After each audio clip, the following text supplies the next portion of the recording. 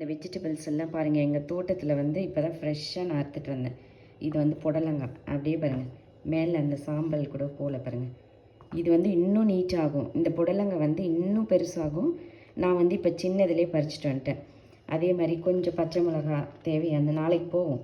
நாளைக்கு மாங்காய்லாம் அறுத்துட்டு வரலான்னு. இது பாருங்கள், அதே மாதிரி வெண்டைக்காய், கத்திரிக்காய் 2 மாங்காய் பறிச்சுட்டு வந்தேன் சாம்பாருக்காக. இந்த சுரைக்காய் பாருங்கள், என்ன மாதிரி சூப்பராக இருக்குது பாருங்கள். அப்படியே கட் பண்ணால் இதில் விதை கூட இருக்க நல்ல பிஞ்சு சுரைக்காய். இது வந்து சுரைக்காய் கூட்டு வச்சா நல்லாயிருக்கும். சுரைக்காய் என்ன வேணால் செய்யலாம். இதெல்லாம் வந்து ஃப்ரெஷ் வெஜிடபிள்ஸ். இன்றைக்கி வந்து நான் ஊரில் பறிச்சிட்டு வந்தேன் வெஜிடபிள்ஸ். இன்றைக்கி ஊருக்கு போயிருந்தேன், அங்கே பறிச்சிட்டு வந்த வெஜிடபிள்ஸ். இதெல்லாம் கடையிலலாம் கேட்டால் கூட கிடைக்காது. அப்படியே செடியிலேருந்து பறித்து அப்படியே எடுத்துகிட்டு வந்தேன். இந்த பாருங்கள், இன்னும் காம்பு கூட காயில பாருங்கள்.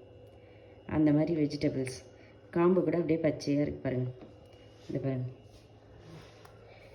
என்ன ஃப்ரெஷ்ஷாக இருக்குது பாருங்கள். அப்படியே க்ரீனிஷாக இருக்குது, பாட்டில் க்ரீன். சூப்பராக இருக்குது பாருங்கள். இன்றைக்கி வந்து இந்த வெஜிடபிள்ஸ் ஊர்லேருந்து எடுத்துகிட்டு வந்திருக்கேன், வில்லேஜ்லேருந்து எடுத்துகிட்டு வந்திருக்கேன். இதே மாதிரி ஃப்ரெஷ் வெஜிடபிள்ஸ் கிடைச்சா நீங்கள் வாங்கி சாப்பிடுங்க. தேங்க்யூ.